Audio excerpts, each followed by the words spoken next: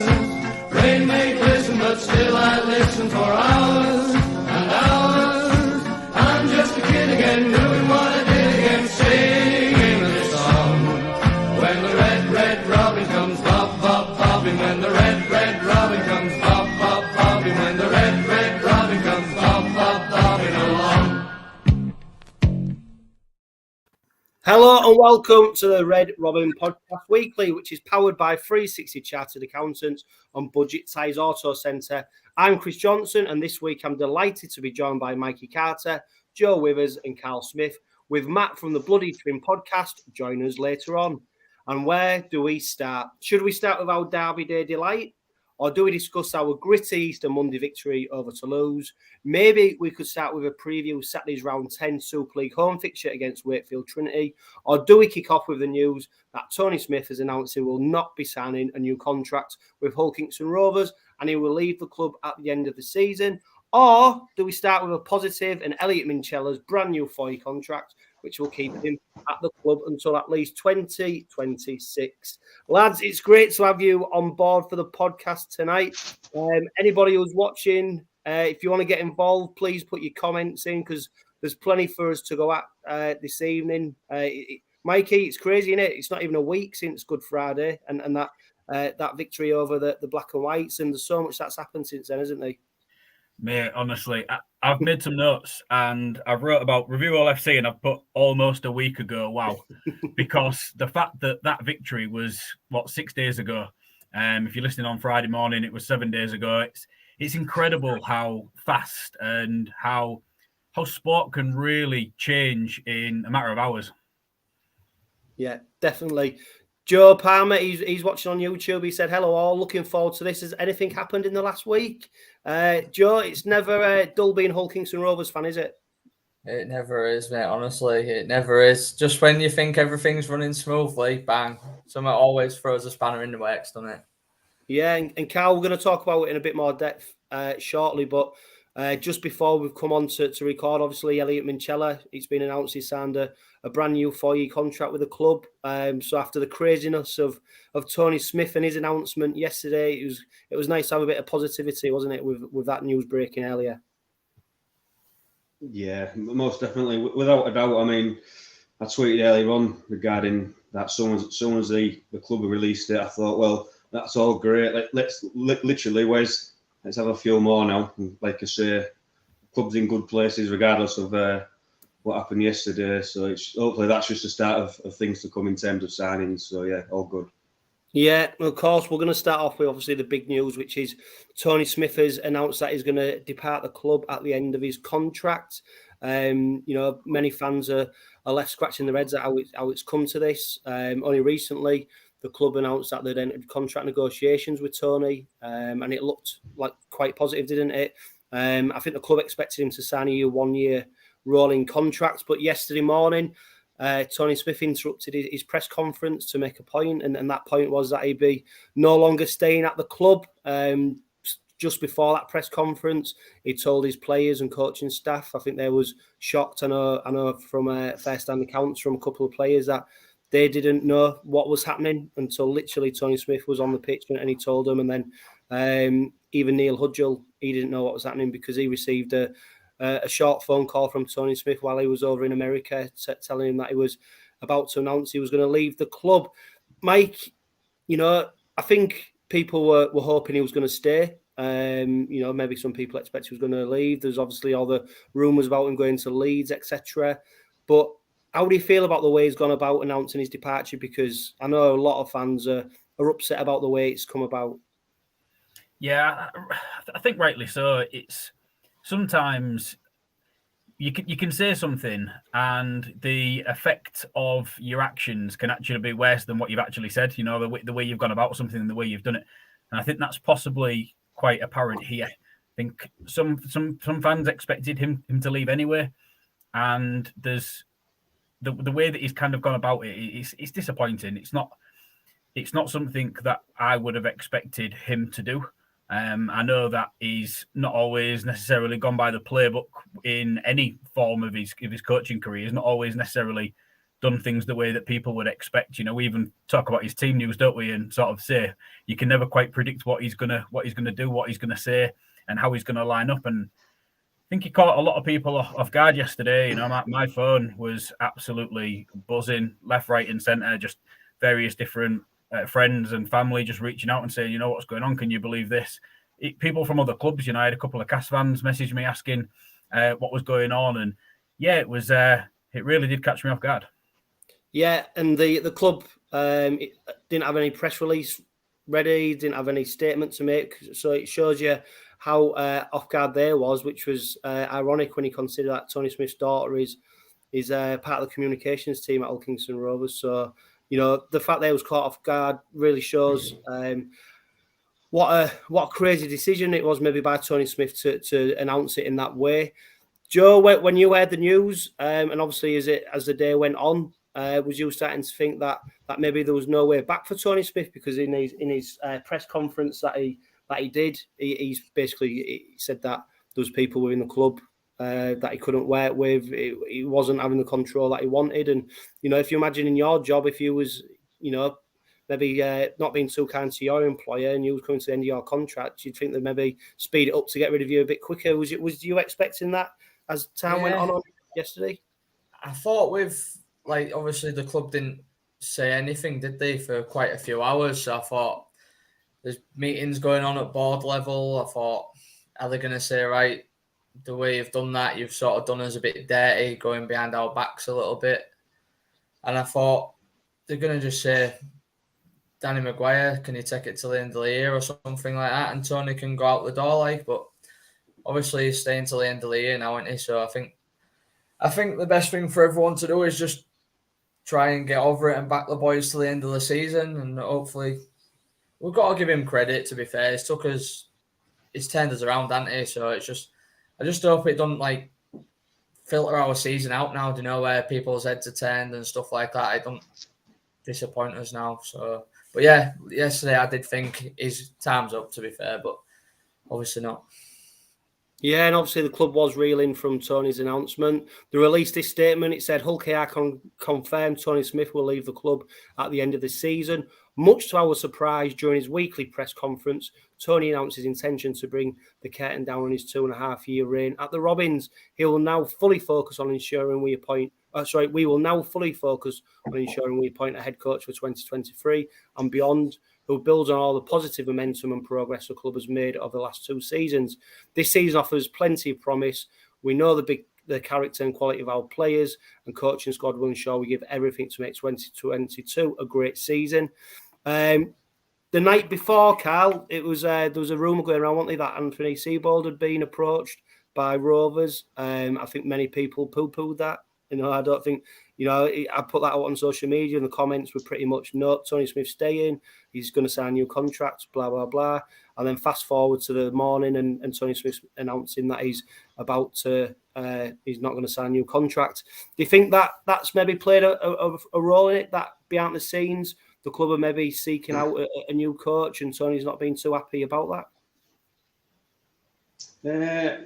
It's hard to tell. There's a lot of speculation flying around and conspiracy theories and whatnot. To be honest, I don't think nobody will ever know, will they, apart from probably the 2 men in question that seems to be falling out with each other.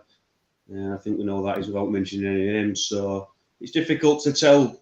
But yeah, it's the original rumour that I saw was from an Australian Twitter page that I follow quite often, but he's not very reliable. So when you sort of see that from that source, you take it with a pinch of salt, don't you, until something nearby comes up and a more reliable source. So it's difficult to tell, isn't it? Like I say, there's a lot of hearsay saying what could happen, what couldn't happen. So it's difficult to say, but it's not ended great. What I would say is, go on, Carl, keep going. No, I was just saying what I would say is Joe's definitely right. He's done some great things at the club, hasn't he? And I think Tony Smith's one of those coaches, as we've seen in the past when he's been at Warrington and Leeds, etc. After a certain while, he's turned the ship around and he's steadied the ship, if you like. and I think he wants that little bit more control. I don't think Mr. Lakin's sort of thingy in that, and I think he's wanting to do a little bit more than. So basically, I think it's a clash of personalities, to be honest, and the roles moving forward. So I think Joe's right. I think showed a little bit of unprofessionalism the way it's come out, but you know, it is what it is, and Joe's right. Let's be positive and move on. The club's in a far better place than it was 5-6 years ago. So if you'd have asked me 5 or 6 years ago, I'd have been worried, I think. And the news of Minchella signing, I think that just sets a platform for the rest of them to sign and, like I say, move forward in a positive manner. So yeah. Yeah, and let's not forget, Mikey, that when Tony Smith did take charge, it was a time when Neil Udgell had said he was going to sell the club. Rob Crossland had not long departed. Mike Smith was pretty much running the show as CEO, and Smith was doing a lot of work alongside of him. And I think Tony Smith had pretty much control over all the recruitment. Fast forward to the appointment of Paul Lakin, and we've seen him obviously, do so many good things around the club. You won't have to go. You see the purchase Craven Park, some of the recruitment, etc. But it seems that maybe Tony Smith has been marginalised a little bit with Paul Lakin being appointed. Do you think that has had an impact on Tony Smith's decision? Because he seems to be somebody who's obviously got a lot to say, and quite rightly, he's got a wealth of experience within the game. He's been there, he's done it. But do you feel like if he can't have full control, then it's maybe not for him? I don't know. I think it's a really difficult subject for anybody to discuss outside of Smith and Lakin. And again, we all think we know that it's Lakin. We don't know. We think we know, but we don't know. And I think that when it comes down to it now, as sports fans and just in general as people, we're all in this, in the know, shall we say. And people want to know the insides and outs. People listen to podcasts talking about the reviewing of things, whether it's a TV show, whether it's a film, whether it's a sport, whether it's a team. There's a lot of this, people wanting to know the ins and outs of how things go on. And truly, we're probably never, ever going to actually find out the 100% reason why something has happened. Oh, Mike, I've already put in a request for him to come on the Heritage Cast. Well, there we go, and this is it, isn't it? And that's kind of the sort of thing that we all sort of clamour for. It's that inside information that everybody wants when it comes to their interests and the hobbies, and it's really, really difficult for us to sort of speculate, because let's just say that did happen and you got Tony Smith on, you're still only getting one side of a story. You're getting it from somebody's experience, but two people in the same experiences talking about the exact same thing will give you two completely different stories, because it's always going to be weighted towards one side and not the other. And I think that's where it comes sort of really difficult to get the true ins and outs. But just to again echo what Joe and Karl have both said, what Tony Smith has done for this club in that the period of time, he's come in temporarily, which, to be fair, sounded at the time he did Danny Maggs a bit of a favour and just sort of stepped in when we needed somebody to come in and do a short-term job. He's been here now for 2.5 years, and I don't think that anybody could have pictured we'd be where we are now when he took over. Yeah, and I think one of the statements that really probably hits home about why he's leaving, and it was from his press conference. He was asked, "Is he being forced out?" And Tony said, "No, it's not financial at all. It's not about the money, none of that. It's more at a high level of how businesses should operate and how connected we should be to be successful. When you've got some people who don't see eye to eye and don't gel and pull in the same direction as one another and have that trust, you need to have it impacts the business, and it's not healthy. For those reasons, something's got to give. The give is me, and at the back end of the year, I'll move on and allow the club to get a more appropriate person for the position." So obviously there is a clash, whether it's Paul Lakin, whoever it might be, there's a clash there, isn't there? And Tony Smith has obviously decided that he can't work within the parameters that have been set out by the club, which is obviously his prerogative. Joe, I think the thing that disappoints me is that, in sport generally, to get success, everybody needs to be pulling in the right direction. Everyone needs to be working together. Fans, players, club, everyone needs to be going in the same direction. And at the moment, with this news from Tony Smith and the way he's gone about it, it's already created a bit of a division between people in Paul Lakin, whoever's camp, people in Tony Smith's camp. And it is the danger that this could derail the season a little bit, because before it, if we rewind back to Good Friday and the victory over Toulouse, everyone's absolutely buzzing. We're going into the Wakefield game. I think, what is it, 7? It's going for 7 games, 7 victories on the trot. Is there a danger that this could derail the season? God knows. I think I listened to George King's press conference earlier, and I think the look on his face, you could see he was shocked and really disappointed. But at the end of the day, the professional sports people out there, it's what they're paid to do is go out on the pitch and do the business. So I think for themselves as well, they aren't going to want to show who was a one-trick pony last year. They're going to want to finish as high as they can for themselves. Even if they aren't signing a new deal, they're going to want to put themselves in the shop window, aren't they? So I think for their own interests as well, they need to still put it in on the field. So yeah, maybe for a couple of days it was all a bit. Maybe yesterday and today there was all a bit heads all over. But I think come Saturday, like George King said in his thing, they'll be good to go. And I hope they are. I hope it don't derail our season, because again, the last thing we want to be doing is seen to be heading backwards again, and then the old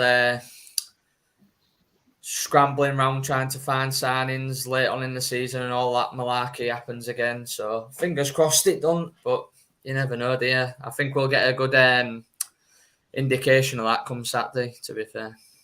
Yeah, and obviously Tony Smith said that he was asked about is he leaving Rovers and retiring from the game, and his response is no. He's got his mojo back. He wants another gig, so he wants to be involved in the game at some level. And obviously, what he can't deny is he's quite a close-knit bond, isn't he, between the players and the coach. I think Tony Smith came out, didn't he, after the Toulouse game and said he actually apologised to him for the bollocking he gave him at half time, and that's quite rare in it for a coach to come out and say things like that. So they do definitely look like a tight knit group, and I think to get us through to the end of the season and try and get us some success, whether that's through the playoffs or whether that's through the Challenge Cup, they're going to have to be tight out there and almost put this to bed now.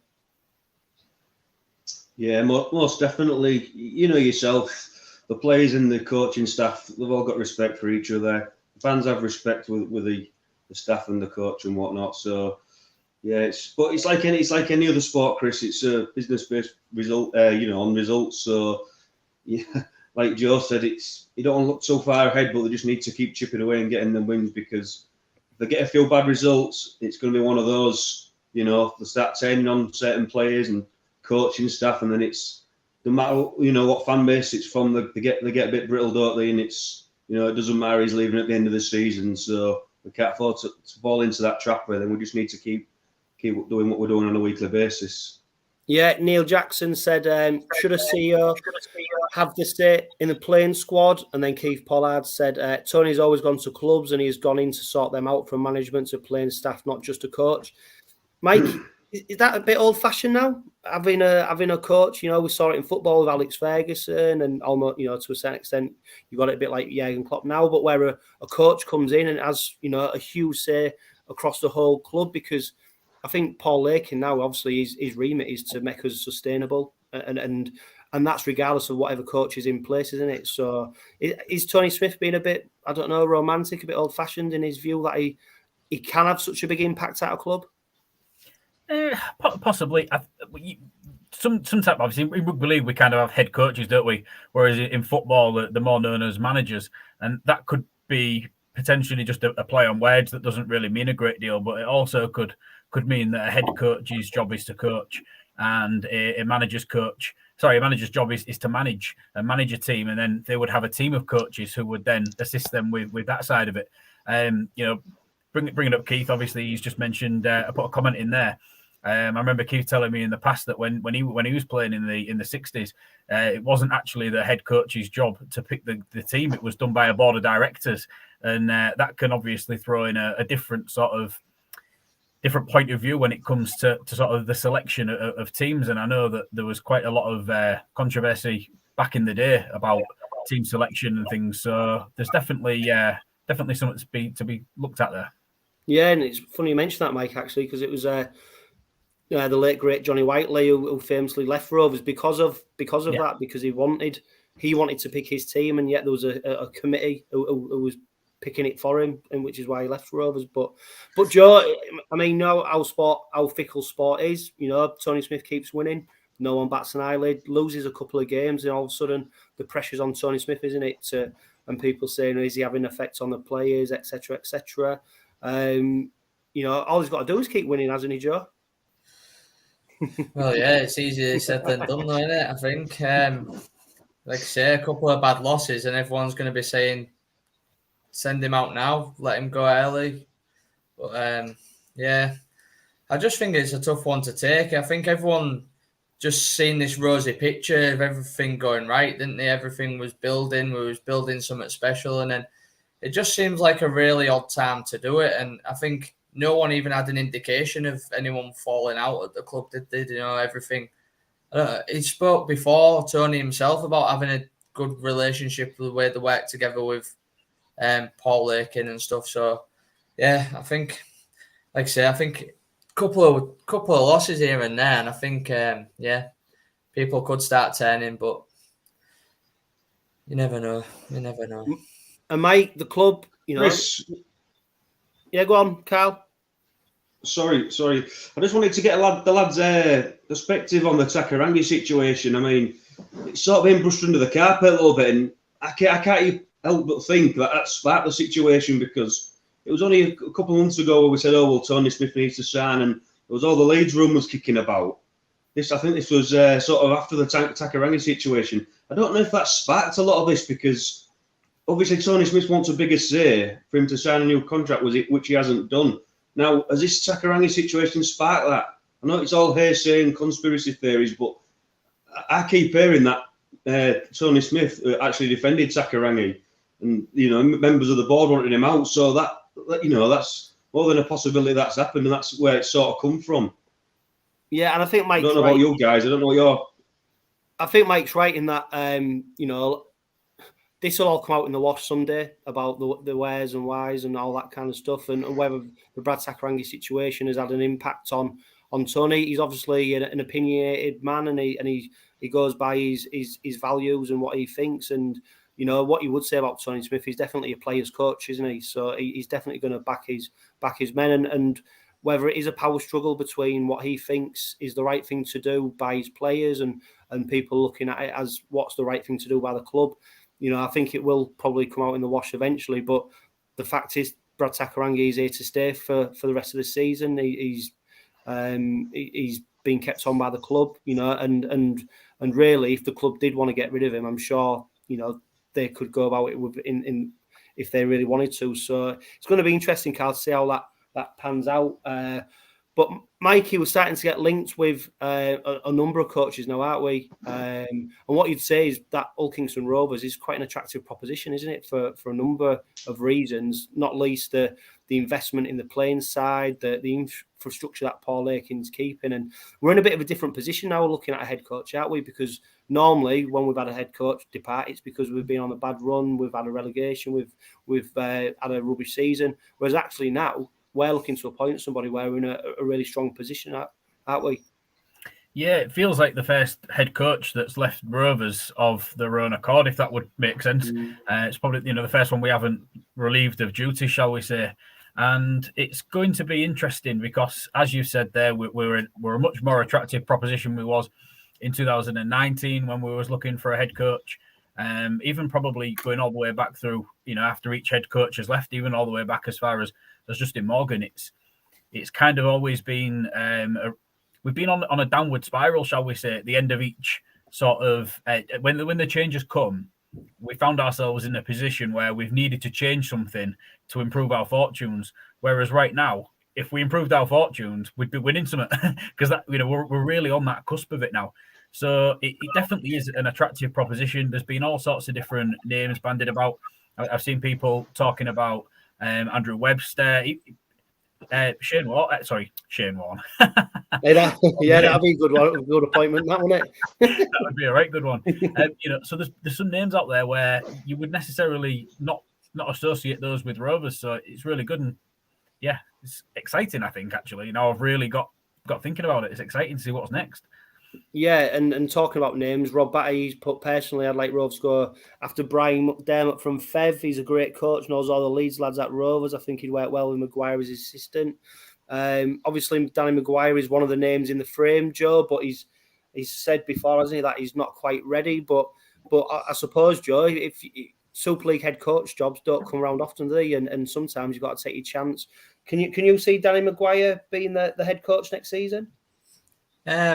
I don't see why not. To be fair, he's got a good mentor until the end of the season to learn off, and he knows the players. He knows like how we play and our like DNA as it is at the minute, the way we play. And I don't think he'd change that so much. And I think whoever comes in, I just don't want us to go to being a boring rugby team that's 5 drives and a kick, you know.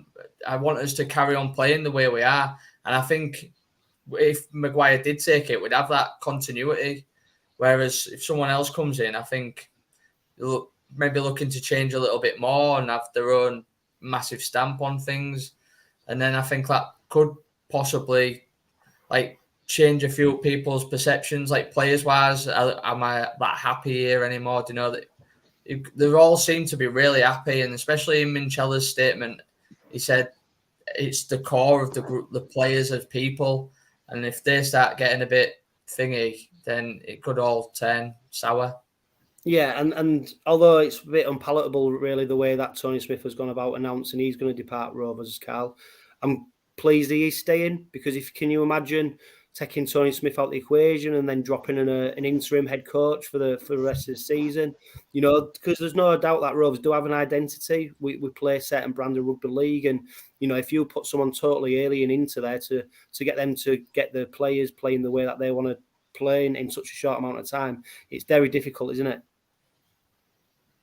Yeah, most definitely. I think with Tony dropping the bombshell yesterday, and he might look back on it and think he's done wrong, but obviously under the heat of the moment, he's made that decision. But there's one thing that Tony Smith is, and that's a good professional, and another thing is a good person. So I think that was always going to be the case to see it out to the end of the season. So, but yeah, regards to what you're saying in terms of trying to fix it mid-season, it'd be an absolute nightmare, wouldn't it? So I think it's done the right thing by everybody, really. Yeah, and Kev Verity, he's put Andrew Webster's name forward. Of course, Mike, he's brother of James Webster, of course, who we all know very well. He's part of the Penrith Panthers setup, so he definitely knows what success is. But another name, Danny Ward. You've got Anthony Seibold and Justin Morgan, who's entered the frame. Can you see any of them being interested in the role, or do you think there might be someone from left field? Because at the moment it's a bit like silly season, isn't it, with names all over the place at the moment? Yeah, it's just reckless speculation, isn't it? That's all it is. It's just people putting names on a dartboard and throwing a dart at it and just seeing where it hits. So some people will get really, really overexcited and probably eggers on and try and find somebody that's probably not going to be interested. Whereas the likelihood is it'll possibly somebody that's maybe not even in a job, because that's normally what does happen in these coaching scenarios in rugby league. It's normally a coach that's either coming to an end of a contract or isn't currently in work. But there's definitely some really good candidates that are within a role at the moment.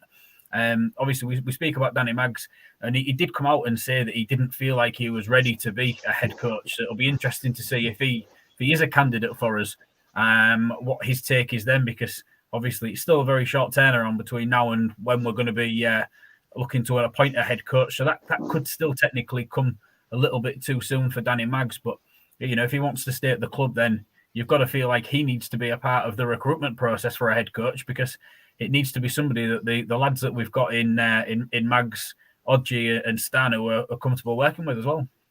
Yeah, that's really important, isn't it? And I mean, just specifically, Joe, on Justin Morgan, you know, they say, don't they, never go back. I think are we looking at that a bit romantically? You know, seeing that Paul Aiken's at the club, putting 2 and 2 together and getting 5. But obviously, when we spoke to him on the Heritage Cast last year, you know, he was quite comfortable over in New Zealand, etc. But he did say that if he got the opportunity to come back, you know, never say never. Can you see Justin Morgan being Rovers head coach next season? Never say never. I actually listened to that Heritage cast back this morning while I was at work. Oh, good. That'll boost the numbers then. Just because I knew it said something about him coming back and never say never, and I wanted to know what he'd actually said. But he was only a young coach, wasn't he, when he was initially at Rovers? Just think the knowledge he'll have gained in the time in this past decade since he's been at the club. If he could come back, it could be something like completely different, you know. So he'll be a completely different coach now to what he was then. So I don't see why not. Never say never, like I say, but yeah, we'll see what happens. Yeah, and obviously, Carl, we've seen that regardless of who's in place as the head coach, the recruitment and retention of players continues. Elliot Minchella has been awarded a brand new 4-year contract. He's definitely a player that we want to tie him down, isn't he? Yeah, most definitely. And I think, like I said earlier, I think with the news we had yesterday, I think Rovers have done well to announce that signing today, because I think that's going to start taking people's minds away from what happened yesterday, and it'll help us move forward in terms of the players signing on. Obviously, me personally, I think he'll be our next captain. I think I'm right in believing he's a co-captain at the minute, or vice captain or something, but I think he will be our full-time captain in time, possibly next season. So I think with him signing is so important, and I think there'll be more to follow, hopefully. Yeah, Mike, he's been outstanding, hasn't he, since he came back from his injury? Yeah, he has. I was, don't think critical is the right word, but when we did our season preview and we spoke about him, and I'd sort of said, you know, he struggled in them first 2 games left 2021 to actually, you know, make a real impact. He was coming off the bench, and then obviously he got injured, and it was kind of like, you know, it must have been a really, really long year for him. But the rehab work that he's put in throughout 2021, obviously started this season really well. I don't know if anybody's had the opportunity to read any of the articles that have been published by Hull Daily Mail and the Yorkshire Post, but there's some really good, strong quotes in there from Elliot, and he talks about wanting to move to Hull. So he doesn't have the commute. I bet he'll probably miss the Bradford bus. But you know, he's committed to the club, committed to, you know, moving into the city. And another thing that James O'Brien he put on Twitter was that Elliot actually signed a contract after the news had broke yesterday about Tony Smith. So that says to me that there's obviously, you know, the lads are still going to be committed to this club, even though Tony Smith's not going to be here after 2022. Yeah, and that tells you everything, doesn't it, about creating that structure and that environment around whoever the head coach is. Because the big part of it's continuity, isn't it? And we've seen it with the signing Lytton and Mike Lewis, you know, signing contracts. We're tying down some of our players who are going to be, you know, featuring for the Robins in the future. Joe, any other players who you hope to see sign contracts very soon? Sam Wood, I'd like to see him sign 2-3-year deal. I think he's really going to grow into a really good centre. For me, maybe Adley. Trying to think who else. Maybe give 𝐂𝐜𝐿 another year because he's a decent squad player. Never lets us down. It's a tough one, really, because the way Sean Kennedy-Dowell's still playing, do you give him a year, but then are you going a year too long? Same with Lynette.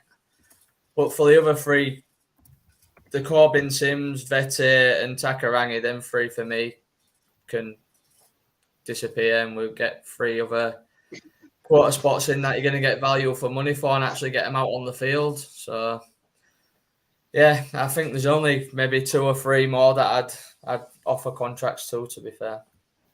Yeah, and it is a real statement of intent, isn't it, Carl, when someone like Elliot Minchella pens such a long-term contract, because it shows the other players, doesn't it? You know, that the club's committed to retaining, you know, good homegrown prospects, and as supporters, you know, that's what we want to see, don't we? Yeah, most definitely, Chris. I mean, like I say, it's a massive statement of intent of, you know, after what happened yesterday. And going back to what Mike said regarding the article, I didn't actually read any of the article, but I did see his interview with think it was Humberside before actually coming here with you guys, and you actually use the word love. He actually loves the club, you know. And I know words can be cheap at times, but I think he's the type of guy when he says something, he means it. So for them to announce his signing first, that's the biggest foundations you need to build the rest of the squad around somebody like him. So it's probably the most important signing we'll probably make. Obviously, we'd like to think Parcell will sign, but it's not looking that way. He's looking like he's going elsewhere. So to me, it's probably one of the most important ones, and that's probably why they've announced it first. Yeah, and just to give an update on who is out of contract at the end of the season, you've got Ben Crooks, Dean Hadley, Jimmy Kinehorse, Sean Kenny-Dowell, Kane Lynette, although the club do have an option, which is undisclosed yet, to extend his contract. Will Maher, Elliot Minchella, of course, he's not now. He signed a 4-year contract. Matt Parcell, Greg Richards, although we maintain an option on him until 2023. Corwin Sims, Brad Sakarangi, Will Tate, Albert Vetty, Tom Ware and Sam Wood. In 2023, we've got Lachlan Coote, Will Dagger, Tom Garrett, Ryan Hall, Frankie Holt and Louis Johnson, and PLT, and of course Ethan Ryan. And then if you look beyond there, 2024, Jordan Abdul and Matty Staunton's contracts are due to expire, and looking further ahead, 2025, George King, Mikey Lewis, Jez Litton and Rowan Milne. So Mikey, you know, if you look beyond the next couple of seasons, you can see what the club's trying to do, can't you, with the likes of Jordan Abdul, Matty Staunton, George King, Mikey Lewis, Jez Litton, Rowan Milne and now Elliot Minchella, all tied down for a good number of years. It's your spine, isn't it? When you break that down, that is the spine of your team, and it's really, really important that we've got those key players tied down. In football terms, it might be not necessarily a relief that was the case, because a big team comes in with a massive transfer fee and they're off regardless of when they're under contract to. But in rugby, it's very rare that you see a transfer fee paid by one club to another for a player's services. So it gives you a lot of confidence that the players that are committed to us until sort of 24, 25, 26 will be around until that time, unless the club take that opportunity to try and offload them somewhere else. But, you know, the way things are going, I don't see that being the case. So, yeah, it definitely fills me with a lot of confidence that we've got a lot of these key players tied down. I think it would be important. We've got to look at Matt Parcell, but if he has ambitions to go back to the NRL, it feels very much like Michael Dobson back in 2013. Like we're never going to stand in his way of going back there and having another crack at going back. And it might work out for him, it might not. But at the end of the day, if he wants to go back, I wish him all the best, because I think he's been fantastic for this club, and I would not stand in his way. Yeah, and you only have to look at our recent run of good form, don't you, to see how pivotal Matty Parcell has been to that. Of course, we've got a great understudy in Jez Litton, who you know, plays really well in tandem with him, but he's going to be interesting because obviously Matt Parcell has been over for 4 or 5 years now over in this country, and he's still at a really good age, isn't he? So you can see an NRL team coming in for him. So it's going to be really interesting to see how that pans out. But just before we go on to talk about Wakefield, Alan Crowther, he's just mentioned need Holton on a 3-year deal. He's another player, isn't he, Joe? Who's been absolutely tremendous for us this season. Yeah, I'd try and tie him down now before he gets into his last year of his deal, like they did with, I think, was it Abdul and a couple of others, Matty Staunton maybe, they threw an extension at him before he entered his last year, and I think, why not? He's shown how good he is, hasn't he? So why not sign him up before anyone else can grab him? Yeah, and that's it. It goes back to it, doesn't it, Mike, that whoever comes in as next head coach, you know, some of the best players are tied down to long-term deals, which means that we've got a bit of stability. And one of the frustrations with Rovers over the last few years, isn't it, has been the churn of players, you know, 10 players in, 10 players out at the end of every season. Now we're adding quality. We might ship out a couple, but we're only having a turnover of maybe 3, 4, 5 players. So that stability is really important for us going forward, isn't it? And to be fair, I know Paul Aiken, he's copped a bit of flack, hasn't he, over the Tony Smith situation, but you can't argue that he's come in and added stability, and he's really starting to build an infrastructure around the club now. Yeah, when you look at the top sides, a lot of the top sides have really, really small turnover of players. It's about bringing them through, developing them, and just trying to keep that level of continuity there. You know, we've done really well with dipping into the championship market in the last sort of 2 or 3 years. You look at some of the players that are playing week in, week out in this team in the Super League and competing at a really, really good level that have come through the championship. And we've obviously been using that market to our strength. And it's really, really good to see now that we're able to reward a player like Elliot Minchella, who we brought through from the championship after he made his Super League debut, I think, when he was about 17. So then to drop back down, but then to still sort of keep turning out performances, to then get an opportunity and now to have, you know, a really good long-term contract with an established Super League side like we've become, you know, it's great. And a lot of people did sort of post quite a lot of negative things yesterday about Paul 𝐂𝐿𝐴𝐿, and I was absolutely flabbergasted by some of the stuff that I was reading, because a lot of it felt quite reactionary, and there was a lot of negative, but there was some positive. You know, Dan Crowther put a really good post on Red and White Dynamite about Paul 𝐂𝐿𝐴𝐿, and it was really, really strongly worded. And I think it's important that we do remember that because something necessarily doesn't go the way that we want it to, or the way that we envisaged, it's not necessarily the end of the world, because the way that we're all feeling now after we've seen this news about Elliot Minchella is tenfold on what we was feeling yesterday morning after we heard about Tony Smith. And the way that sport is, it's very fickle. You know, every single club has ups and downs, and you will go on that little bit of a roller coaster ride with sport. And it's just about trying to maintain a very level head and just saying, right, okay, you're going to throw that at me. We're going to deal with it. We'll move on. And I'm thinking in the next sort of 2 or 3 months, we could have a trophy in our trophy cabinet. So, you know, we've just got to keep everything crossed and hope for the best that we continue. Yeah, and that is a very important point to remember. Tony Smith hasn't gone yet. He is still our head coach. He's currently putting together a very good run. We've got a Challenge Cup semi-final to come, and there's no doubt that when he signs off at the end of the season, he'll want to do it with some silverware behind him. And if it's the Challenge Cup, which we all hope it will be, then it'll be a fantastic end to his Hull Kingston Rovers career. But coming up next is Wakefield Trinity on Saturday, and Rovers will be going for another win to strengthen their playoff charge against 10th place Wakefield. Joining us to help preview that game is Matt from down at Bellevue. Matt, how are you doing, pal? Bit nervous for Saturday, but you know. Yeah, a bit nervous for Saturday. Wakefield currently 10th in the league. Are they about where you thought they would be? Yeah and no. I thought it would be about 9th or 10th. But the performances up to the Easter weekend have been really good, so it probably raised a bit of expectation with Wakefield fans. Then over Easter, we've just absolutely collapsed.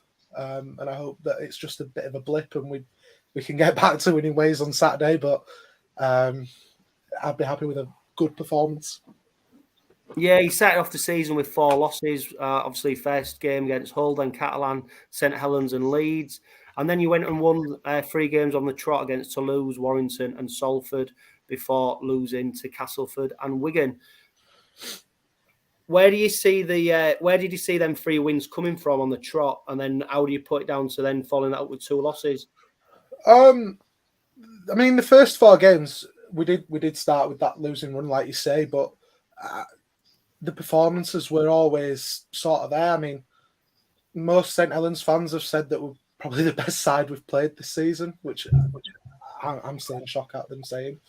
Catalans, we go to Catalans without some of our bigger players and lose by 2, which is a hard place to go, as you guys know. Yeah. And against the old enemy for you guys, it was just another 5 minutes and we'd have beaten them. Like, we were on top for the last 20, 25 minutes. We just couldn't find a way over the line. And I never once really was worried about getting the wins. I always felt we could get wins. And when we did beat Warrington, twice in a row, let's not forget the cup game, even though don't count towards that. It felt like it proved that it wasn't a fluke and we can challenge any side if we're on our game, which for the last 2 we just haven't been. Yeah, and we haven't got a tremendous record against Wakefield at the moment. We've obviously lost our last 3 games against yourselves. Does does come into Hull Kingston Rovers and Craven Park on Saturday. Do you have any fear about that, or are you quite confident that if Wakefield click, you'll be able to do a number on Rovers? If we click that, we can challenge most teams. I think it depends on our side. You know, the side we put out at Wigan was very, very rotated, very weak. So I think the club are targeting this weekend. I do think you guys have been on an absolutely brilliant run at the minute, and I'd be worried about just going there and expecting to win because we've got a good record. It doesn't work like that. Rugby league doesn't work like that. And I think we do have a good record at Hull KR, but it's also important to remember that we can implode at any time. Like especially if Jacob Miller or Lino aren't playing to their level, we could have 60 put on us at any point. Yeah, and of course the squads were announced early today. Just give you the Wakefield squad. You got Max Jowett, Tom Johnston, Reece Lynn, Jacob Miller, Mason Lino, Eddie Batty, Arona, Matty Ashurst, Kalepi Tanganoa, Jay Pitch, Geordie Crowther, James Batchelor, Lee Gaskell, Liam Kay, Brad Walker, Yusuf Aydin, Sid Adebi, Harry Bowes, Lewis Murphy, Corey Hall, and Dave Feater. Who were the ones who have been performing pretty well this season, Matt? You've got your usual suspects in like Johnston, Miller and Lino when they want to play well. Jowett's been up there. But the main real star, I guess, this season has been Corey Hall. I mean, no one really knew who he was when we signed him from Leeds, and he slotted into that left centre really well. It really helps Johnston get the best out of Tom Johnston as well when he's fit. And even if it's not been Johnston, when it's been young Lewis Murphy. Corey Hall at 19 has looked so composed, one-on-one defensively. He knows when to release a pass, and when he starts to size up a little bit and look a little bit more like a Super League centre rather than just a skinny kid who's making his way, he's going to be a really good player. But realistically, Max Jowett's probably been his best player throughout the season. He's not put a foot wrong, really.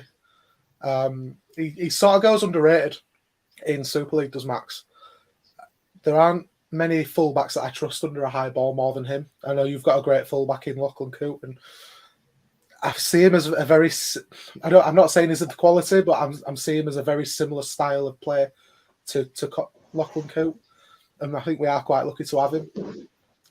Yeah, and one thing for sure is that he'll be tested because Jordan Abdul loves putting high kick up to the fullback, so it's going to be an interesting test for him. I'll give you the Rovers squad. Obviously, I'll just give you the Wakefield one. Headlines are Matty Parcell drops out of the squad after suffering a concussion midway through the Toulouse game. Will Dagger also misses out. He suffered a flare-up of a previous knee injury. Lachlan Coote does rejoin the squad after being rested for Easter Monday. And Albert Vette is also back in the squad after recovering from a calf injury. So the squad is Lachlan Coote, Ben Crooks, Brad Takarangi, Sean Kenny Dowell, Ryan Hall, Jordan Abdul, Albert Vette, George King, Dean Hadley, Kane Lynette, Matty Staunton, Jez Litton, Corbin Sims, Elliot Minchella, Jimmy Kinehorse, Rowan Milnes, Will Maher, Ethan Ryan, Sam Wood, Greg Richards, and PLT. So, Joe, Wakefield are sometimes a side that we expect to be, probably quite arrogantly at times, but often than not, we come undone, don't we, against Wakefield? Yeah. What are your thoughts going into the game? Well, like I say, we've been on a good run. They've lost the last couple of games quite convincingly. That's enough to worry me, being a Rovers fan. Everything's pointing towards the Rovers win, but as we all know, it doesn't always work like that, especially with Rovers. So, who knows? I think, like I say, in the past we've been quite arrogant and thought, it's only Wakefield. Like last season, we was 12 points up, I think, quite early doors, and probably everyone thought it's going to be an easy win, and then they shut up shop, and that's it. Wakefield have battered us. So, yeah, it's no game's easy, is it, in Super League? And if you switch off, you've been beat. So it just depends how Rovers' mindset is, especially after the last couple of days. Hopefully, we'll find that out early doors on Saturday. But yeah, it's a daunting task, especially after we're on a good run. So I'm just expecting the bubble to burst any game, but fingers crossed it's not this week. Yeah, and Mike, obviously, Matt Parcelli's missing, concussion protocol. He is going to be a huge miss, isn't he? Because he has such an influence on the way, not just for what he brings to the team, but actually the way the team plays when he's on the pitch. Obviously, he brings a lot of pace down the middle. Are you expecting a change in playing style from Rovers? Because the two Derby, the Derby victory and the Toulouse game, we saw a bit of a different side to Rovers, didn't we? In that we was able to grind out a victory. It wasn't all glamour, was it? No, it wasn't. And sometimes, well, we say, don't we? It's a sign of a good team is winning ugly, and that's kind of what we've done in our last two games for sure. I think I would feel less confident if Lachlan Coote weren't playing. I just think that having Coote there behind Abdul and Milnes to be able to join the attack should hopefully have enough for us to be able to win this game. And I do actually feel like that for Hull KR, it is a must-win game, and that not necessarily just because it's Wakefield, but more so because of what's happened in the last sort of 24 to 36 hours. Because we spoke about the importance of keeping the momentum rolling, and if after everything has happened, if we do sort of have a hiccup at the first hurdle, it'll obviously it'll cause all sorts of potential drama on and off the field. So I feel like we definitely need to be we need to go at Wakefield. We need to start fast. As Joe said, we got 12 points up last year and kind of eased off. We just need to try and keep that rolling. And then at the point where it will get that little bit nitty gritty, we just need to make sure that we've got enough fight in us to be able to sort of hold Wakefield off, because they've got some really, really good, strong danger players. One player that I want to mention who plays for Wakefield is Reece Lynn. Every time he plays against Hull KR, does he have a really good performance. Now, he's obviously got ties to Hull, and he's also got ties to Hull KR through family as well. So there's definitely going to be an interesting performance from him. Yeah, definitely. He does always seem to have a good game, doesn't he, against Rovers? Yeah, which is, not just because of how he's been playing against Rovers, but how he's been playing in general. Obviously, last season he was called up to the England squad, wasn't he? Much to many people's surprise. Probably not to yours though, Matt. I mean, talk a little bit about Reece Lynn and how important he is to the Wakefield side. Yeah, I think he's his longest serving player at this point. So Really? So I know he's a Hull boy, and I know he's got, like you say, a Hull KR family. But he feels like one of ours, if you get what I mean. He's one that's always put his hands up to play, even when he's injured. Is Lynn. It did surprise us a little bit that he got called up to the England squad, because he's not your typical international centre who's got great hands, who can get it out wide. But he's so strong and devastating near the line. If you get him the ball in the right positions, he has got a good flick pass. He does get enough tries from just barging over, and he's got a fair bit of pace for the size he is. He has been excellent every time we've played Hull KR. When you said that, I was thinking back, and I was thinking, yeah, Reece Lynn always seems to be our man of the match whenever we play you. But yeah, I agree to a point that he's danger man. I think if Tom Johnston and Fafita are fit, though, I think you can't look past them as our main threats on Saturday. We've missed Fafita massive over the last couple of weeks, and after Johnston went off at half time against Salford, he's not been the same, and we've missed him really as well. So if they're back, I do fancy our chances against yourselves, and I get that it's been a massive week for KR with what's happening with Tony Smith, and I enjoyed the debate you were having earlier. But yeah, I feel like if Tom Johnston's fit, he might cause some bother for you. Yeah, and of course, Matt's just mentioned David Fafita, but Carl, we've got our own wrecking ball coming back into the squad. Albert Vete, do you expect to see him just slot straight back in? In a word, no. Is that because you don't? Do you see him fitting in? Or Carl was going to say, do you see him fitting in, or do you not want him to fit back in? No, I don't see him fitting in. I don't. If he makes it, he's definitely not going to start. He'll just be a bench player. I don't know, mate. I've said it to you on the terraces for a number of months now. he's one of them. He'll give you a good 10 minutes every 3 games. You know, I don't think they'll go with him. I think they'll pretty much stick as they was in the derby, apart from the force changes. What I would say is, I think what Rovers need to do is not focus on Wakefield, and also not give them any freebies, because we've been there over the years and we've given a lot of cheap ball away. And as you know, like the chap was saying there, they've got a lot of strike on that field, even if they're not defending well. They've got your Johnson, you've got Lino, you've got Miller, you've got Riesling close for line. I think it's all about Rovers and not giving Wakefield a sniff and continuing this, you know, this good form. And like Joe was saying earlier on, hopefully if we can do that, it won't come to an end. But there's definitely, we can't be giving any team a sniff, never mind Wakefield, when they're a bit of a bogey team. So yeah, I think the focus is all on Rovers. Yeah, and Mike, I mean, what a fantastic situation we're in here. You know, we've got Albert Vette, George King, Dean Hadley, 𝐂𝐜𝐜𝐿, Matty Staunton, Corbin Sims, Elliot Minchella, throwing 𝐁𝐜𝐜𝐸, Will Maher, Sam Wood, who played second row against Toulouse, of course, Greg Richards, and we've also got Louis Johnson, who's not featuring through injury. You know, we've been crying out for these competition for places for a long time now, haven't we? Absolutely, and I've mentioned it pretty much every time I've been on the podcast. I've said it to all my mates. I'll say it again before we go off the air. The options and the strength in depth that we have got this season, it's quite incredible. You know, Rovers have used 25 players this year, and every single one of them has offered something, in my opinion, at least when they've pulled on a shirt. And when you look at players like Tom Garrett, we're in a position where we're not having to rush him back if he's not 100%. Because we have got other players. You know, Will Maher, I don't know if anybody saw, but he lost a tooth in the derby. He put a picture up on his Instagram of it, you know, with showing his tooth, and he had it in his hand, and it's a massive tooth that's come out. And, you know, he went back on and played in the last 10 minutes, and, you know, he got a deserved rest on Monday, so he could potentially, you know, he could miss out again on Saturday if he's still not quite right because of that. But we've got options, like you say. We've got Vette coming back. I personally think Vette will be on the bench on Saturday, but mostly because of the fact that we've not got Parcells, so we've not got 2 hookers. So the chances are we'll throw another forward in on the bench there with Jess starting. The other option is to sort of put 𝐁𝐜𝐜𝐸 on the bench there as well and kind of spell it from that perspective.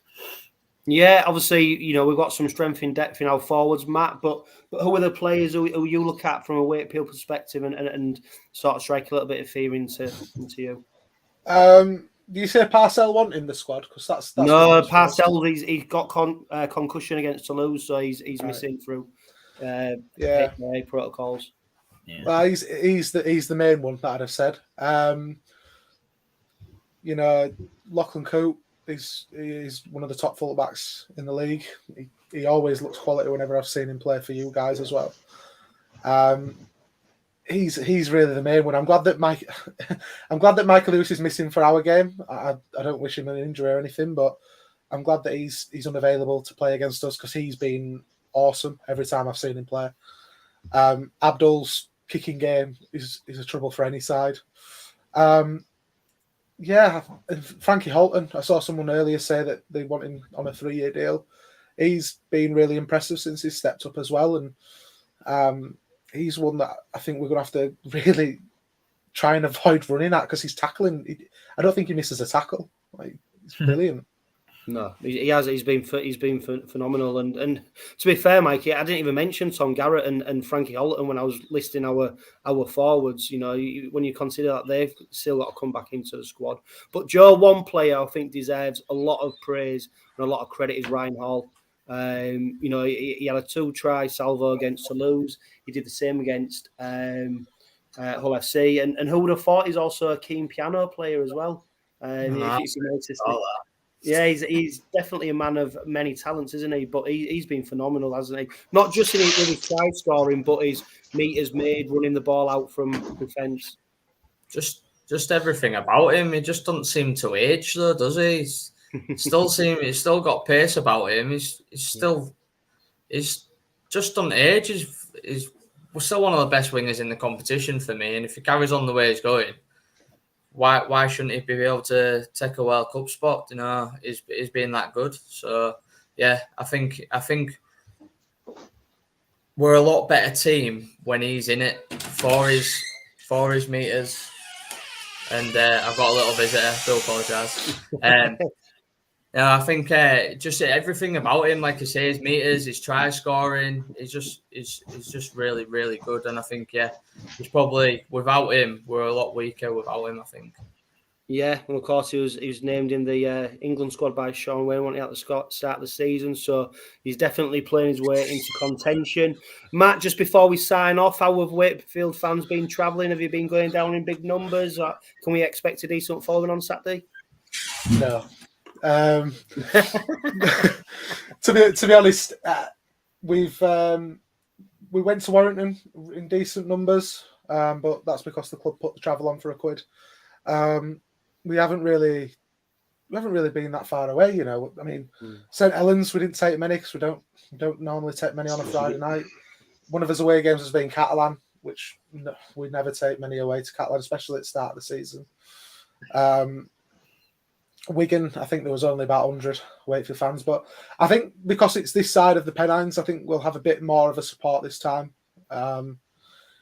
It's been a bit of because of the results over Easter, I think people are a bit more reluctant to go than they would have normally been, which is a bit of a shame. I think I'll still be there on Saturday watching us get 40 put on us, but I'm sure I'll get to sample what Craven Street has to offer anyway. Yeah, definitely get yourself in there. Mikey, are you going to be there with your van again? Yeah, I'll be there. My shirt's on display. So yeah, if you do pop down, Matt, come over and say hello, won't you, bud? But just quickly, Matt, if I could ask you a couple of questions before we do move on. Number one, I want your opinion on 𝐁𝐿𝐴, because obviously he came from Wakefield. He's played every game for us this year, and he's become one of our sort of best prop forwards. I'm just looking for your take on what 𝐁𝐿𝐴 was like. I'm shocked that he's actually become one of your best prop forwards, because at times at Wakefield I genuinely didn't even know what he was for. It might have been down to Chester's coaching, but no one was bothered when he left, and I think we all thought, why have they signed him? Like we genuinely weren't bothered, and I've been surprised to see how well he's come on, really.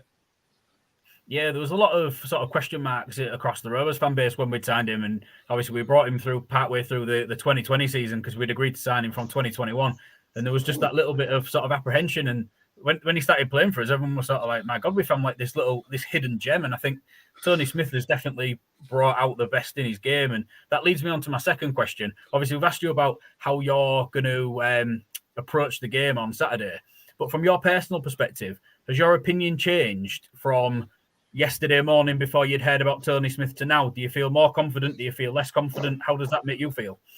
It's been a bit of a weird one. I've been talking about it with my friends who support Wakefield, and we're saying that maybe it'll sow some seeds of doubt in the fact that he's just announced it out of nowhere. If it was a bit more organised, that it was agreed with the club how it was done, maybe I'd felt like, right, they're up for it and they know that it's happening. But I feel like because he's surprised everyone by saying he's leaving, I don't know, I did feel a little bit more confident. But like I said before, if I feel confident about Wakefield, something bad's about to happen.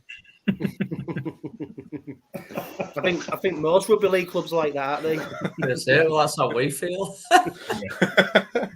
Yeah, unless you're St Helens or Wigan, it's just how you feel, innit? Yeah. But no, Matt, I really appreciate you joining us, and make sure you do head over to Craven Street on Saturday, because you'll be sure to receive a warm East Hull welcome. I won't wish you the best of luck. But I do think it's going to be a very interesting tie, and there's obviously that added bit of spice now, isn't there, with what's happened only yesterday with Tony Smith. But for now, Matt, hopefully you'll be able to join us later on in the season. But for now, we'll let you go. Okay, mate. No problem. Cheers for having me, lads. All the best, Matt. See you, Paul. Yeah, he's always Wakefield are a bit of a bogey team for us, aren't they? If you look at our record over the last few years, Joe, it's just a team we seem to struggle against. Karl, are we in danger of maybe taking Wakefield too lightly at times? Because, there's been many occasions, haven't there, where we go thinking, yes, we should win, and we expect to win, and we actually get turned over. Well, if we aren't laying by now, Chris, I don't think we ever will. So, never say never with that type of thing. But like I said earlier, I think we just need to concentrate on ourselves and keep this good run of form going and not give them a sniff because, like I said, they've got some great strike players. So if we don't give them a sniff, you know what'll happen. So there's no point even saying it. So. Yeah, so of course, Hull Kingston Rovers take on Willie Poaching's Wakefield Trinity on Saturday afternoon, 3 p.m. kickoff at Craven Park.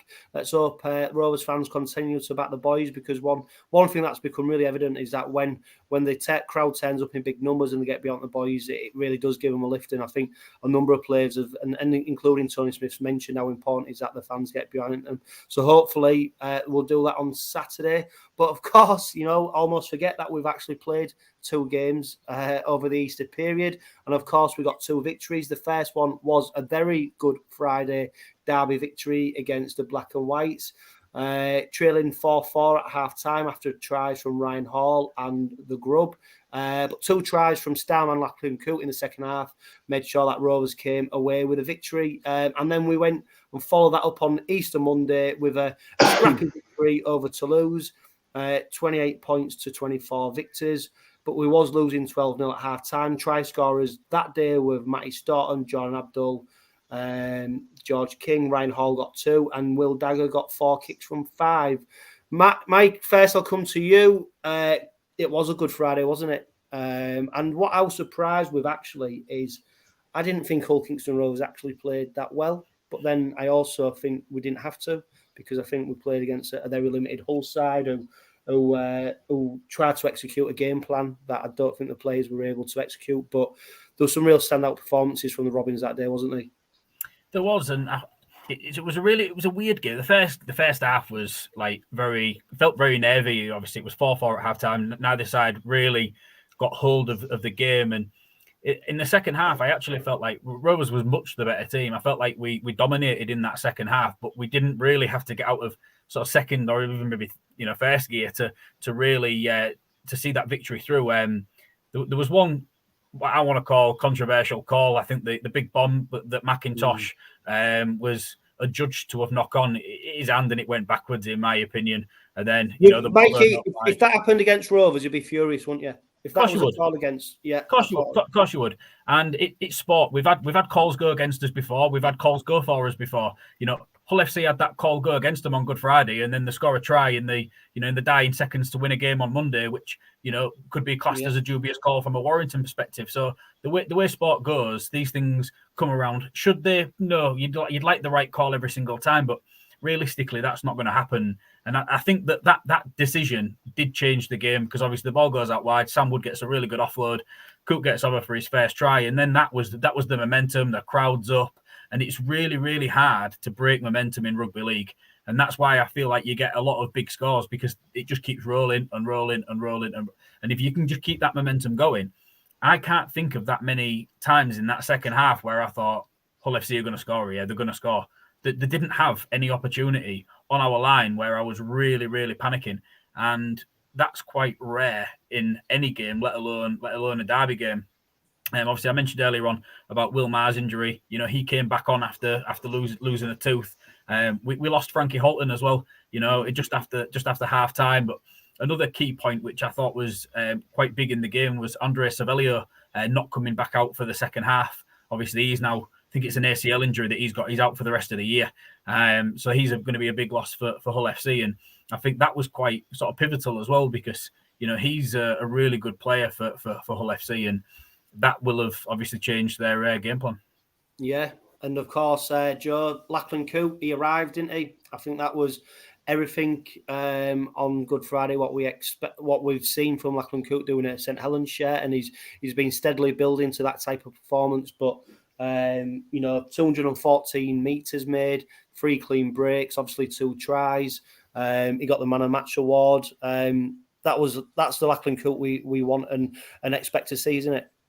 Yeah, exactly. You've seen him do it for Saints how many times, and I think his first couple games it was scratchy, wasn't it? A bit clunky, but it was in and out, wasn't he? First few weeks, so I think now he's starting to string a few games together. I think that spine of him, Milnes and Abdul, is really coming together, and obviously when Michael Lewis comes back as well, I just think it's really starting to come on, and just the pace he hits the ball at when it's out going out the back to him, it's just ridiculous. I think he comes onto the ball at that much speed. The defence are already worried of what is he going to go for himself? He's got the pass, hasn't he? You know, the way he chimes into the line is just brilliant. So yeah, long may it continue. Fingers crossed he stays injury free.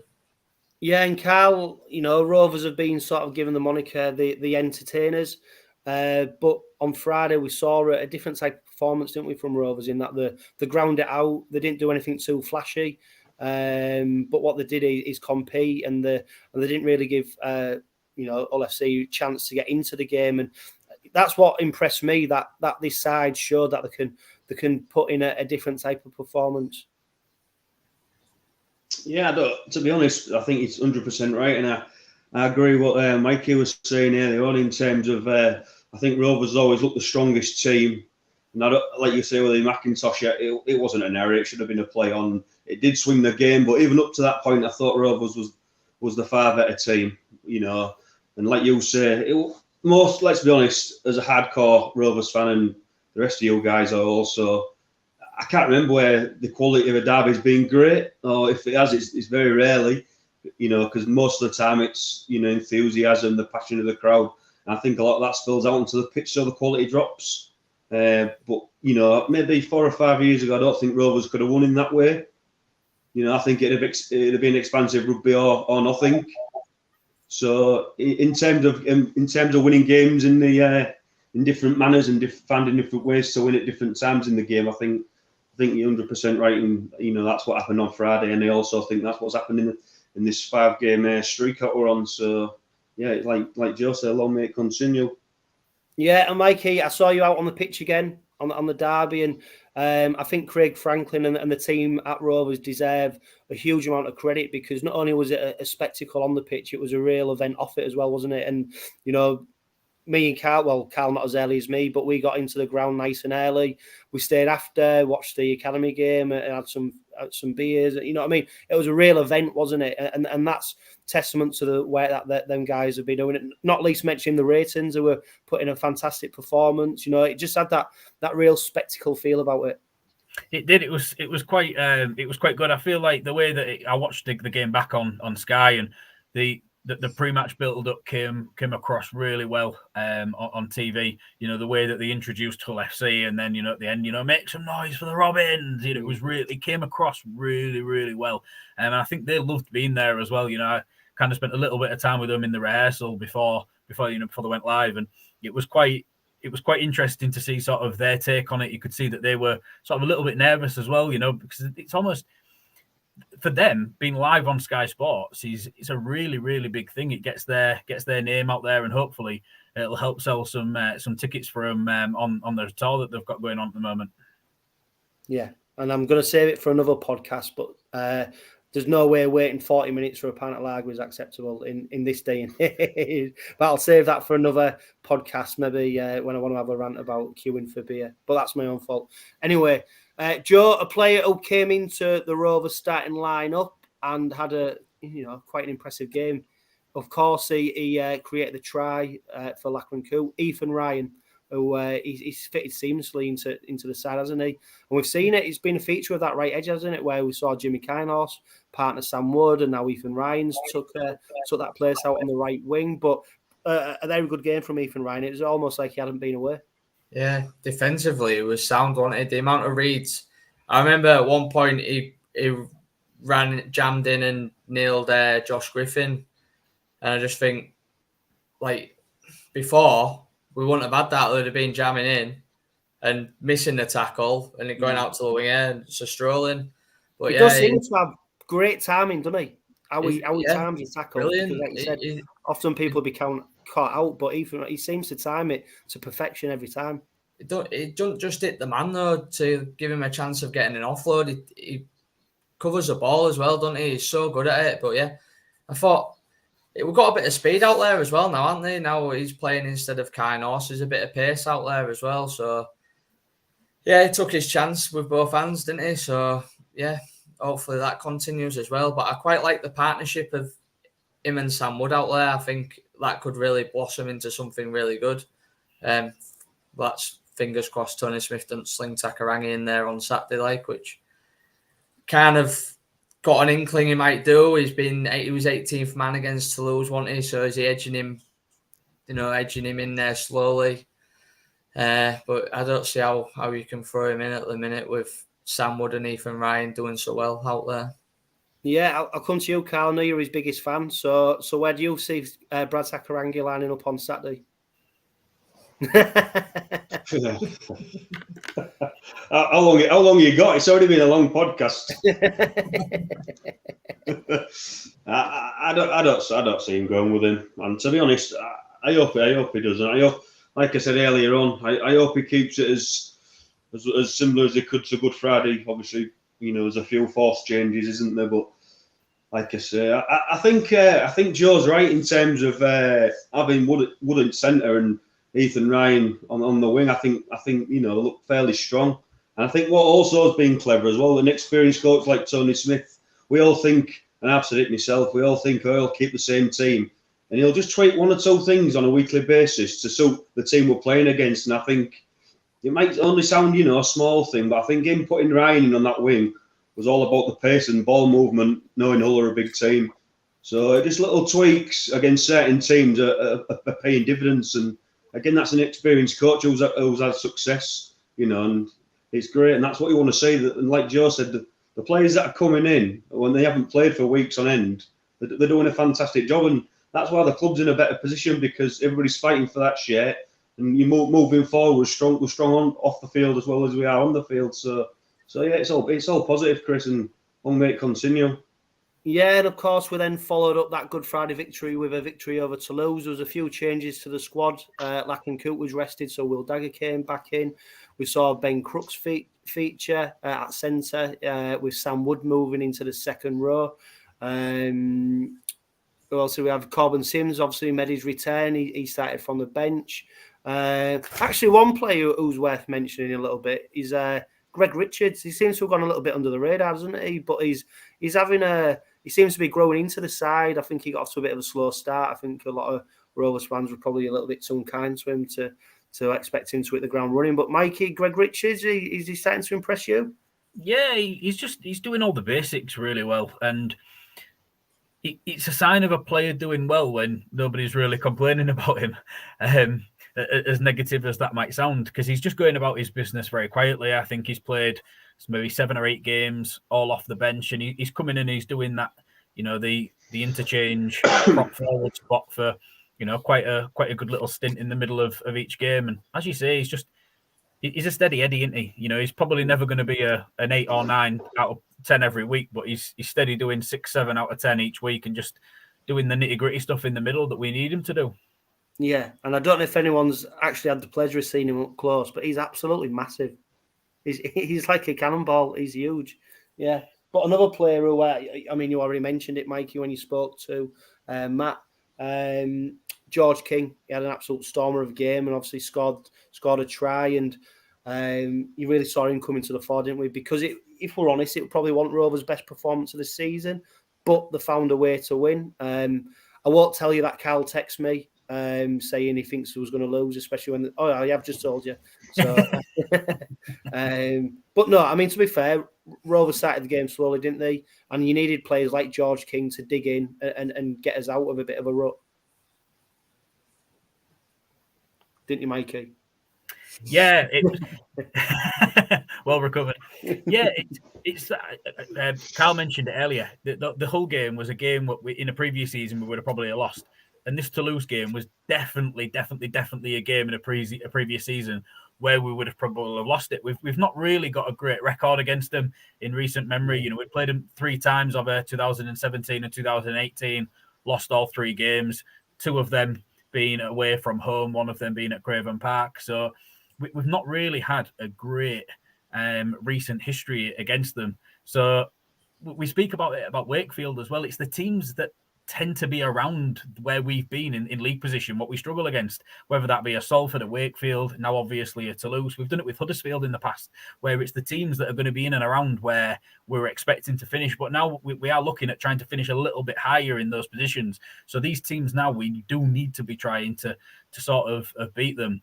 When you look at that game, yes, we made 4 changes, but if you look at the 4 players that came in Dagger, Crooks, Sims, and Dean Hadley, the amount of Super League and NRL experience you've got in those 4 changes is staggering, considering some of the other teams that have made changes and they're having to throw in young kids or players that are really on the fringe of a team. Whereas these lads, if they started any Super League game, you would sort of be relatively okay with it. So it's just important that we just keep the options open and we're rotating and keeping things fresh.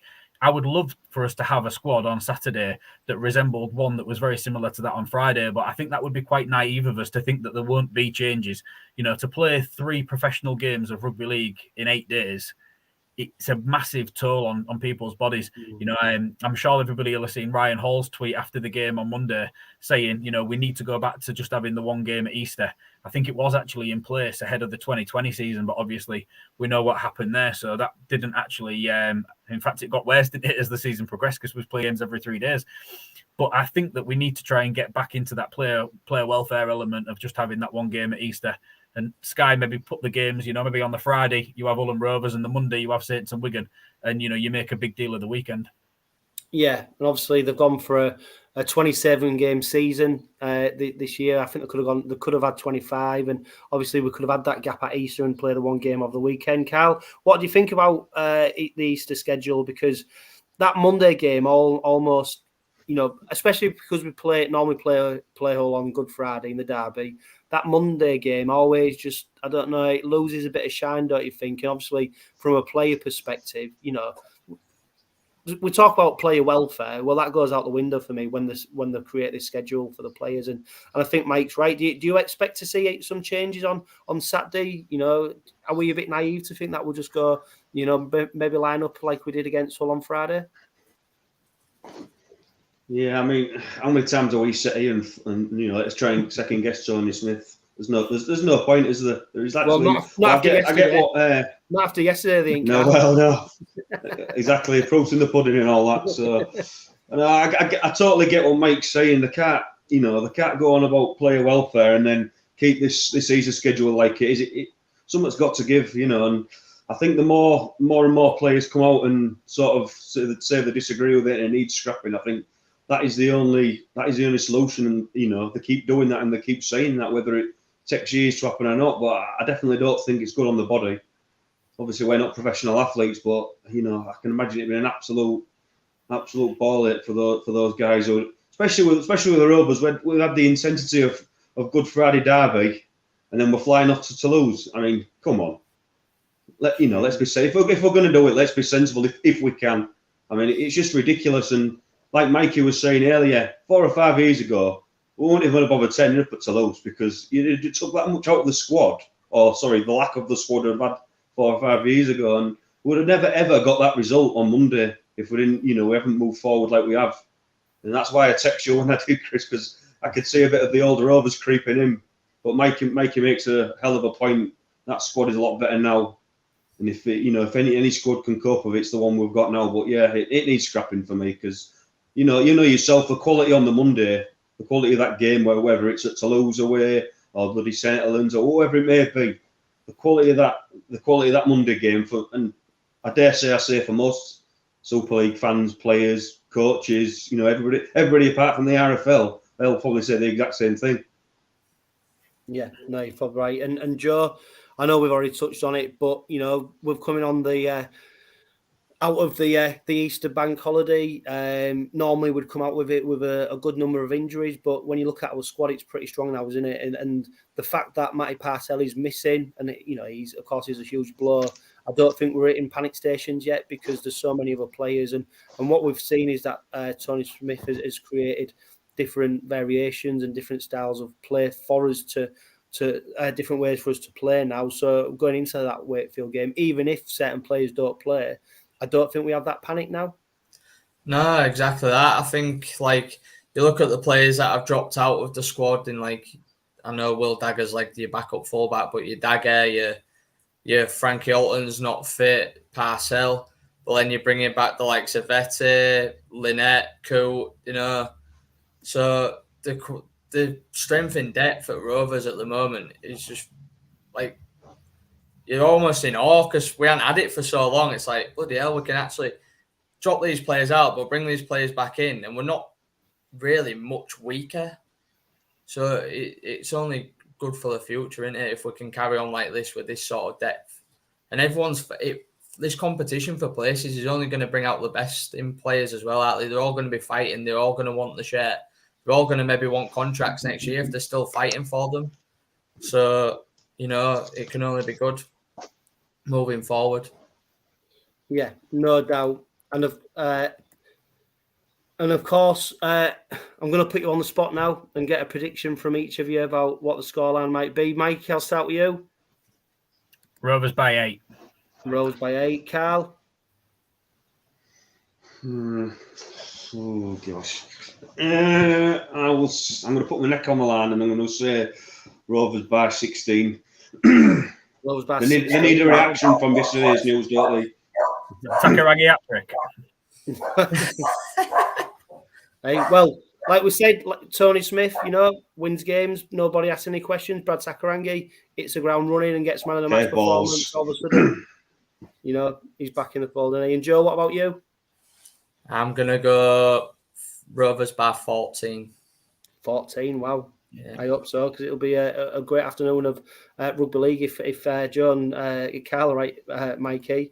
But it's been another bumper episode of the Red Robin Podcast Weekly, which is, of course, powered by Budget Ties Auto Centre and 360 Chartered Accountants. Rovers going to Saturday's round 10 clash with Wakefield, aiming to strengthen our playoff charge. My thanks to Mike, Karl and Joe for joining me tonight, and a huge thank you to you, our listeners and viewers, for lending me your eyes and ears. Coaches, players and CEOs will come and go, but one thing that has become crystal clear is that the supporters will always be constant. We will be there.